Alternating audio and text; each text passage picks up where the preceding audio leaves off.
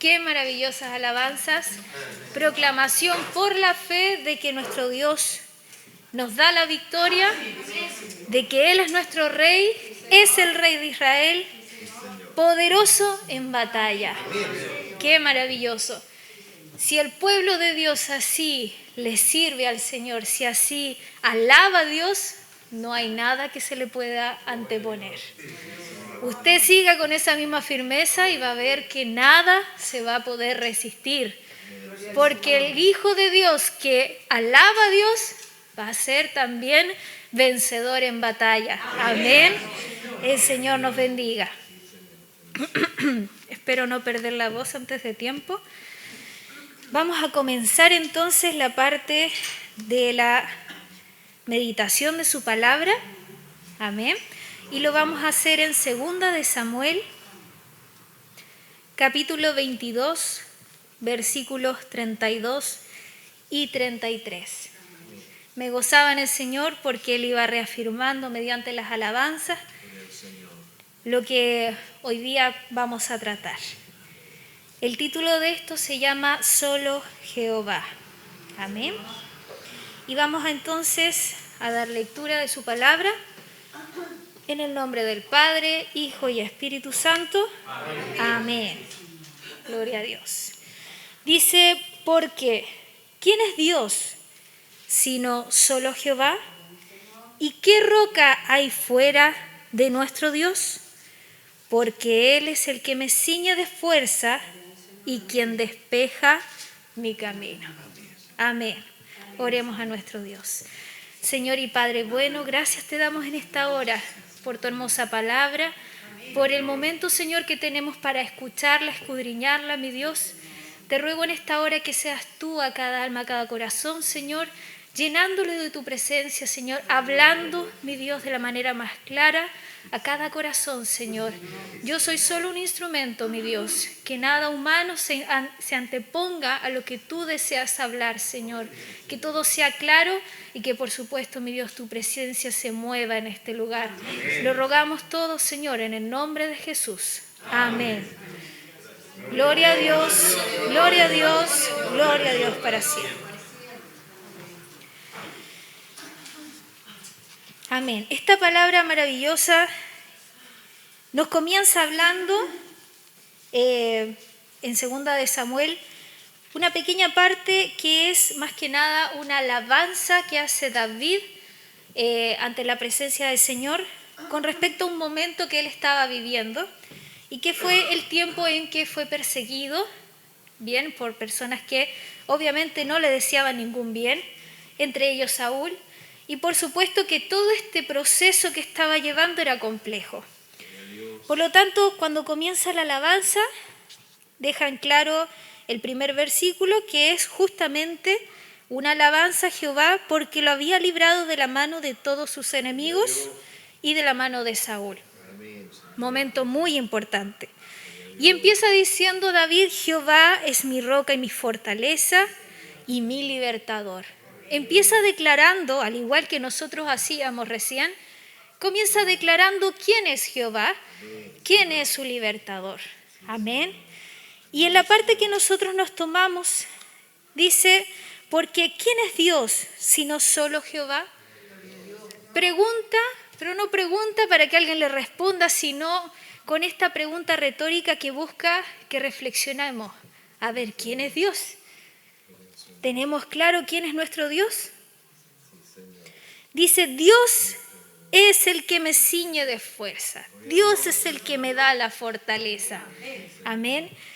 Y no era para menos. Lo que está viviendo David en ese momento era un proceso bastante fuerte y complejo. David, pastor de ovejas, que se dedicaba a esa parte, no era nada en comparado a lo que Dios tenía pensado para él. Y debe usted saber que todo ese proceso iba a llevar a mucha gente a ponerse en contra de David, porque no eran momentos sencillos, porque había un rey en ese momento y no estaba de acuerdo con dejar su trono. Tenía el poder de todo, tenía las riquezas que deseaba. ¿Quién quiere dejar eso solo porque sí? Nadie. Pero en ese momento es llamado David a ser el que continúa. Y lamentablemente la situación se pone conflictiva. Y ahí es cuando vemos cómo David pasa por diferentes etapas y en un momento es puesto a prueba, ¿no es cierto?, con la historia que todos conocemos, que es este gigante, ¿verdad?, que se enfrenta, que blasfema contra Dios y que eso a David le pareció muy mal, porque había un celo santo de David hacia las cosas de Dios. Habla de todo lo que quieras, pero a Dios no lo toques. David se sintió realmente muy enojado, muy airado en ese momento al darse cuenta que, ¿no es cierto?, alguien estaba hablando mal de su Dios. Todos los demás no hacían nada, pero él tomó la decisión de hacer algo y entendemos que sea cual sea la circunstancia, las medidas, no, pero es que tiene esto a su favor, esto en contra, más tenía que perder que ganar. Pero su fe era lo que lo habilitó a poder tener, ¿no es cierto?, esa confianza y seguridad de que Dios iba a estar con él. Amén. Y lo vemos que gana y vemos que ahí empieza el proceso en que David se hace conocido y obviamente que una cosa, ¿no es cierto?, involucra a la otra, que es que empieza a ser también envidiado. Lamentablemente, como hijos de Dios, sabemos también que dentro del proceso de cualquier persona, el éxito siempre va a llevar consigo un problema como la envidia. En ese proceso entonces vemos que David pasa por varias cosas y llega a este punto en el que él ya está tranquilo porque sus enemigos han sido, ¿no es cierto?, derrotados. Dios ha sido con él. ¿Y qué más maravilloso que eso? Que poder ver que al final se puede ver el sol, que ha pasado toda esta tiniebla y ya al fin podemos ver una realidad un poquito más bonita, más agradable. Y esta lucha no solo la tuvo David, la tuvo José con sus propios hermanos. O sea, qué más difícil que la propia familia haga algo tan triste y tan complejo como venderlo como esclavo. Que Moisés tuviese que irse 40 años ahí, muy lejos de toda su realeza, de todo lo que él conocía, por cometer un error. Después, que el pueblo tampoco lo apoyaba mucho, que les costaba entender la voluntad de Dios. ¿Cuántas luchas no tuvo Moisés? ¿Cuántas luchas no tuvo Pablo? Una vez que el Señor lo convierte al Evangelio, tampoco le creían mucho, tampoco lo querían mucho. La propia iglesia a veces tenía conflictos con él, porque dudaban de él, siendo que Dios había mostrado que estaba con Pablo. Amén. Esther también tuvo problemas, también, y ella fue la conductora también a que el pueblo de Israel pudiese sobrevivir, pero de tantas formas cada uno luchaba que sin duda que el Señor fue la única forma en que pudieron llevar a término el cumplimiento de su palabra. Y en todas esas cosas yo le pregunto a usted, ¿y cómo lo hicieron ellos? ¿Qué hicieron ellos para poder llevar a cabo esa lucha y ganar esa lucha? ¿Qué habrán hecho? Dice mi hermano Jorge, confiaron en Dios. Muy bien, hermano Jorge. Hay algo que es fundamental. ¿Hay que pasar por el desierto? Sí, es parte de un proceso de crecimiento, ¿verdad? Hay veces que entre lágrimas decimos, Señor, ¿por qué a mí? Pero después el Señor de alguna forma nos dice, es que para que crezcas. Y uno ahí todo lloroso dice, sí, Señor, lo sé. Y uno se anima, se reanima y Dios lo fortalece. Amén. Pero hay veces que ese proceso que estamos viviendo se nos forma una costumbre. Y el desierto ya no es un paso por el desierto, sino que es vivir en el desierto. ¿Qué pasa cuando nos acostumbramos a vivir en la lucha y al final ya no es lo que el Señor nos quería dar, sino es algo que nosotros estamos prolongando? ¿Qué tenemos que hacer? ¿Le ha pasado? ¿Ha conocido personas que quizás han vivido una lucha por años? Una de esas luchas que uno dice, pero ¿por qué no se lo deja el Señor? ¿Qué pasa? Vamos a ir a Gálatas 4. versículo 31. Dice ese versículo así: de manera, hermanos, que no somos hijos de la esclava, sino de los libres. En este versículo, en este capítulo, se nos ofrece una alegoría sobre Sara y Agar, y este momento en que Dios le promete a Sara que va a tener un hijo cuando ella era estéril. No es para menos, es un milagro maravilloso y corriendo todos los límites probables. O sea, además de ser una mujer, de edad, también estéril, no tenía mucho que ganar. Pero Dios hace como Él quiere. Lo que llama la atención en esta parte es que toma la alegoría para hablarnos de algo bien, bien simple, pero a la vez complejo, que es el hecho de que Agar tiene primero un hijo, y aquí en los versículos nos dice, es un hijo nacido de carne. Pero el hijo que le da a Sara, ese es un milagro. Esa es la promesa de Dios para Abraham y su descendencia. Por lo tanto, son cosas diferentes. Todo lo que vino después del hijo de Agar se consideraba parte de la simiente de esclavitud. Y todo lo que venía por parte de Sara se consideraba eso bendito, bendecido. Amén. Libre de esclavitud. Y eso es maravilloso. ¿Y qué pasa? ¿Qué es lo que nos dice la palabra del Señor? Dice que, así que, hermanos, nosotros como Isaac somos hijos de la promesa. Pero como entonces el que había nacido según la carne perseguía al que había nacido según el Espíritu, así también ahora. Más que dice la Escritura, echa fuera a la esclava y a su hijo, porque no heredará el hijo de la esclava con el hijo de la libre. De manera que, hermanos, que no somos hijos de la esclava, sino de la libre. Somos hijos de la promesa. En esta alegoría se hablaba claramente de cuál es nuestro lugar y qué somos delante de la presencia del Señor. ¿Usted se considera parte de la promesa de Dios? Amén. Tiene que ser con seguridad, porque si no hay seguridad en su corazón, pregúntele al Señor qué pasa. No puede usted dudar porque es parte importante de la fe. Si yo dudo de que soy hijo de la promesa, amén, es complejo y es un poco ambivalente. Nos va a costar tomar decisiones fuertes que el Señor nos pida. Amén. Así que, ¿somos hijos de la promesa? Amén. Somos hijos de la promesa. Por lo tanto, somos libres. Y como el Señor nos ha llamado a ser libres, también tenemos que serlo en las tribulaciones.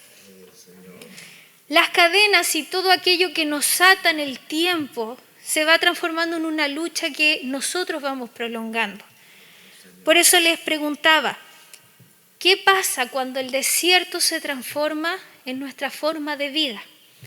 Nos vamos acostumbrando y esa costumbre va haciendo que obviamente nos esclavicemos. ¿Y cómo se puede vivir en esclavitud si somos libres? Veía hace mucho tiempo atrás una imagen de una jaula de pajarito con un pajarito adentro. Pero la jaula estaba abierta, pero el pajarito no salía. Entonces la idea que cerraba eso era, ahora es tu decisión. No está en que si está abierta o cerrada, está abierta. Pero ¿cómo hacemos nosotros para salir?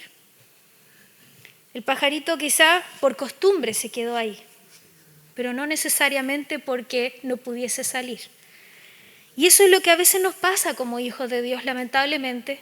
Vamos acarreando cosas que nos van atando, nos van ligando y al final vivimos una lucha innecesaria. Dios nos da luchas que necesitamos vivir para poder crecer, pero hay luchas que se van manteniendo porque no queremos crecer. Y ahí está el punto, ¿cómo saberlo? Si entendemos que somos hijos de la promesa, tenemos que saber qué hacer para que en la lucha sepamos cómo dirigir nuestro caminar. Y ante eso Santiago 4, versículos 7 al 10, es muy claro. Si le quedaba alguna duda, aquí el Señor también nos da la respuesta. Dice así: someteos pues a Dios, resistid al diablo y huirá de vosotros. Acercaos a Dios y Él se acercará a vosotros. Pecadores, limpiad las manos, y vosotros, los de doble ánimo, purificad vuestros corazones. Afligíos y lamentad y llorad. Vuestra risa se convierta en lloro y vuestro gozo en tristeza. Humillaos delante del Señor y Él os exaltará. Clara la palabra del Señor, y a veces se nos vuelve difícil entenderla o aplicarla. Pero el Señor aquí es claro. Primera parte, someteos. Someteos pues a Dios. ¿Qué es someterse? Amén. Obedecer, doblegarse, sujetarse. Amén. Muy bien. En esta parte, qué fundamental es entender que ahí nos está diciendo, cuando yo me someto, mi voluntad ya no está. Dejo de tener voluntad para dejar que sea solo la voluntad de Dios. No hay dos voluntades. No está la mía por si acaso. Por si en algo no estoy muy de acuerdo, ya tengo mi voluntad guardada. No, me someto. Dejo que Dios sea el primero que decide, que está ahí. Y segundo, debo resistir al diablo. Y en la lucha, en ese momento complejo, el diablo está aquí. ¿No es cierto? Diciéndonos todo lo que ya nosotros sabemos, que hemos cometido pecado, que hemos hecho esto mal, diciéndonos, oye, pero ¿te acuerdas tú de esto otro? Y ahí empezamos a decaer. Y la lucha que iba en su vida en victoria comienza a disminuir cada vez más. Y ya no luchamos, nos acostumbramos. Que el Señor nos ayude. Eso no debe ser así. Por eso es que al someternos a Dios, inmediatamente comenzamos a escuchar la voz del Señor por sobre todas las cosas. Por eso el resistir casi se va a dar por una cosa obvia. Si yo me someto a Dios, resisto. Si no me someto, no puedo resistir. ¿Qué pasa si me resisto a someterme al Señor? Ya sea porque no estoy de acuerdo en algo, porque hay muchas heridas en mi corazón y no me siento capaz de poder aceptarlas y dejar que Dios me cure de ellas. Si resisto, me voy a angustiar, me va a doler, me voy a entristecer y me voy a rebelar. ¿Por qué? Porque cada vez que el Señor nos habla y le escuchamos, el Señor habla en nuestro corazón. Y como Él nos conoce, dígame usted, nadie sabe lo que le sucede, pero Dios le habla a usted como si todos saben todo. El Señor está hablando su vida en este momento y usted inmediatamente va haciendo un recuento de todo lo que necesita para usted. Yo no sé nada de usted, pero es que la palabra del Señor es viva y es así. Por lo tanto, en esto es donde uno choca cuando no se somete al Señor, en que lamentablemente dejamos que cosas se vayan acumulando en nuestro corazón, que se resisten a la voluntad de Dios y por lo tanto no puede prevalecer el Hijo de Dios. Por lo tanto, al no resistir al diablo, inmediatamente tenemos estas caídas que en muchas ocasiones no nos dejan regresar a la presencia del Señor. El Señor nos ayude. Entonces, dice después, acercaos a Dios y Él se acercará a vosotros. Pecadores, limpiad las manos, y vosotros, los de doble ánimo, purificad vuestros corazones. No por nada lo dice, sino porque en general no todos los días andamos con el mismo ánimo, no todos los días tenemos la misma disposición, pero el Señor pide esa claridad y ese compromiso con el Señor, independientemente de la edad, independientemente de lo que usted haga en su vida secular, el día a día me refiero yo, el Señor nos pide ese compromiso diario y nos pide limpiarnos. Nos pide que estemos en constante búsqueda y santificándonos. Porque de otra forma, la lucha va a ser doblemente difícil. ¿Le ha pasado sentirse como sobre una nube cuando viene la prueba y usted está en comunión total con Dios? y le ha pasado sentir que está muy solo y que no puede más. Haga un recuento cuántas veces le ofreció someterse a Dios en esa circunstancia. Porque a veces cuando estamos más conflictivos, cuando tenemos más conflicto en nuestro interior, es cuando menos nos vamos a someter a Dios. Y para que el éxito de David se cumpliese, para que Moisés pudiese llevar al pueblo de Israel, para que José fuese uno de los grandes que estuvo al lado del faraón, solamente pasó porque se sometieron a Dios. No había otra forma. No había éxito de ninguna otra manera. Sara, a pesar de que dudó o simplemente se puso a reír cuando el Señor le dijo que iba a tener un hijo, siendo que ella sabía que no había posibilidad. A pesar de eso, el Señor hizo su voluntad, pero ella se tuvo que someter. ¿Y cómo lo hizo el Señor?